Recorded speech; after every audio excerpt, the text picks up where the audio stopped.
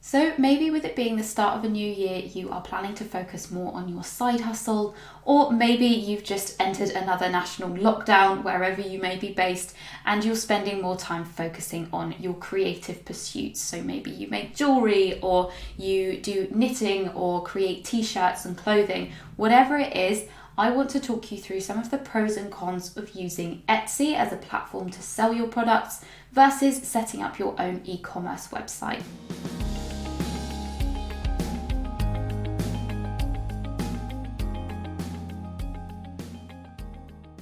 So hello, if you're new here, my name is Anna. I am a website designer and online educator at By Rosanna, and I share YouTube videos all about business, marketing, design, productivity, all that good stuff. So if you do want to keep up to date with my videos, please do hit the subscribe button below. So Etsy versus e-commerce websites. Which one should you choose? Which one is going to be best for your business?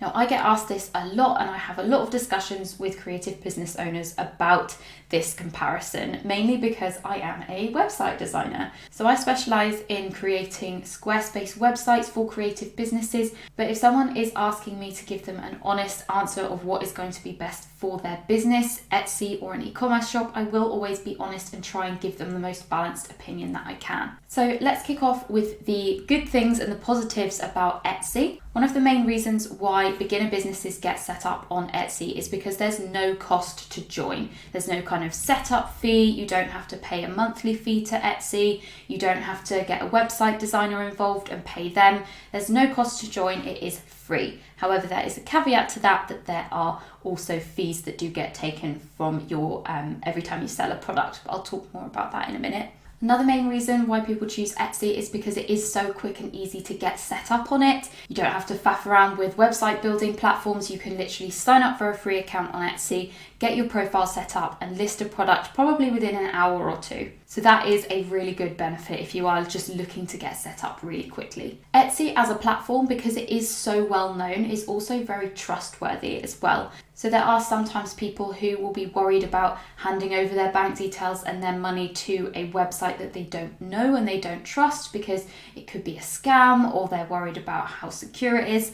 Whereas with Etsy, people tend not to worry about it because they're familiar with the platform. It's a really big, well-known business. They don't think that their money is going to get taken. And Etsy does also have its own kind of policies around buyer protection as well. So there's a nice level of trustworthiness for your customers. Etsy as well, because it is basically acting as your website. It's very reliable. You don't have to worry about doing security updates or worry about there being bugs on your website or your website disappearing or crashing or something like that. You don't really have to worry about that with Etsy because they just take care of it for you. There's also a really nice community of makers on Etsy, and I know especially here in the UK, we have Etsy UK who organise like groups and events and craft fairs in person. Obviously not at the moment with the pandemic, but that is quite a nice way to just stay connected with other people and make friends as well. And then my last point is a lot of people do believe that if they get set up with Etsy, then they're going to have greater exposure. Their products are going to be seen by more people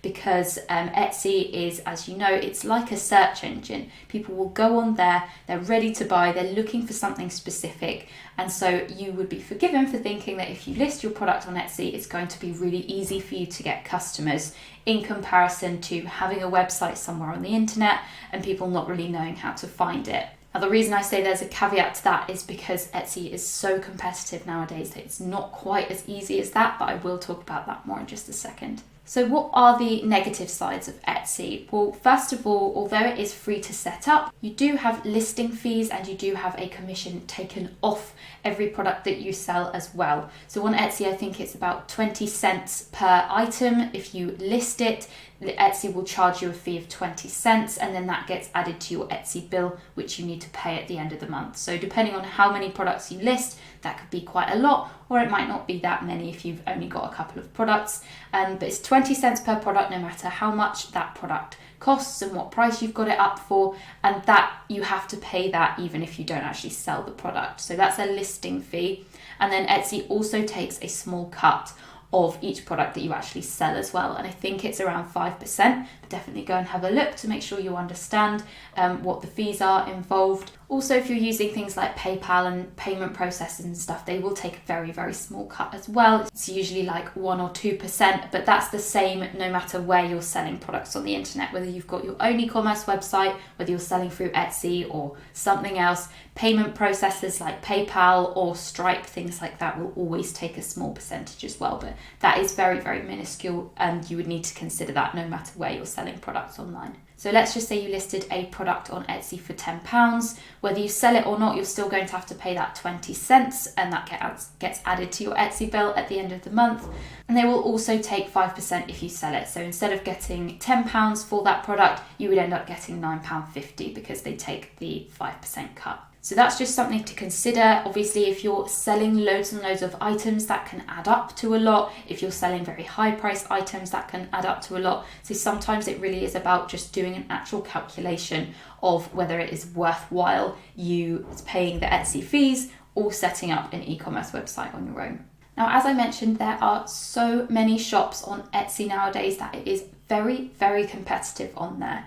Gone are the days where you could just list your products and expect that someone could search sea glass necklace into Etsy and then it would come up straight away. You are going to be competing with millions of other products and hundreds of thousands of other sellers there on Etsy, all selling very similar things to you. So nowadays, in order to get your items actually seen on Etsy, you have to be really clued in with Etsy SEO. So that just means optimizing your profile, optimizing your products, understanding Etsy's algorithm and keyword strategy. It's almost like doing SEO for a website, and to get your website found on Google, you do the same thing for Etsy nowadays in order to get your items actually seen. And so it does take, I would say, similar amounts of effort for you to either get your Etsy shops found or your e-commerce website found. But I'll talk more about that in just a second as well. And because of this competition, it also means that when people are searching for the products that you have, not only is your items and your shops coming up,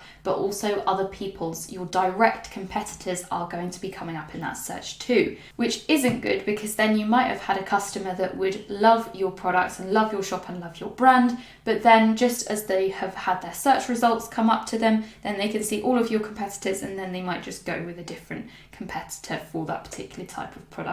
So that's just something to take into consideration as well. Now, one of the top reasons why I often recommend an e-commerce website over Etsy, other than the whole competition thing and the fact that you do need to still do your own SEO and marketing, whether you've got an Etsy shop or your own website, is the way you are limited in brand building if you have an Etsy shop. So yes, you can upload some custom graphics here and there on your profile, and you can type in a description and have a profile image, but it's not the same as having your own website where you've got unlimited design options and you can add loads of different features.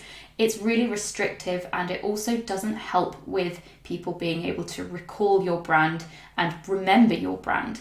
So I don't know about you, but times when I've bought things off Etsy and someone asks me, where did you get that? I tend to say, oh, I got it off Etsy, or oh, I got it off a shop on Etsy. Yes, there are ways you can help with this by making sure that in your packaging, you're sending out lots of branded like flyers and business cards and things like that, and you can get across your brand that way in the packaging. But other than that, it is really hard for you to build that brand recognition and brand loyalty with people, because they'll just be thinking about Etsy when they think of their product. So that's all about Etsy. What about running your own e-commerce website?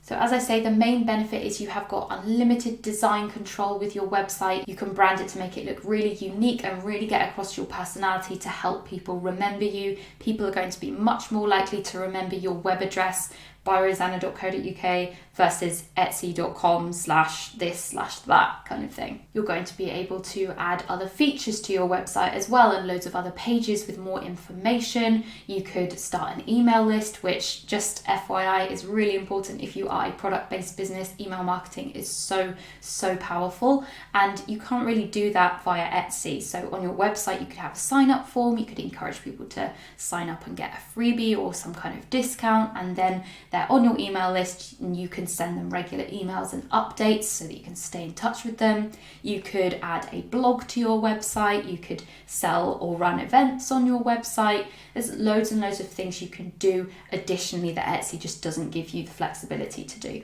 And obviously when you have your own website, you don't have to pay a listing fee, and that 5% cut isn't going to be taken every time you sell a product. You do have the payment processing fees, but as I said, that's kind of a moot point because you'd have to no matter where you're selling from. And another thing to consider is that if you are thinking far ahead in the future with your business, and if you want to consider running ads to your website or doing proper campaigns and things like that, you don't really have a lot of flexibility for doing things like that with Etsy, whereas you would with your own website. So what are the downsides of having your own website?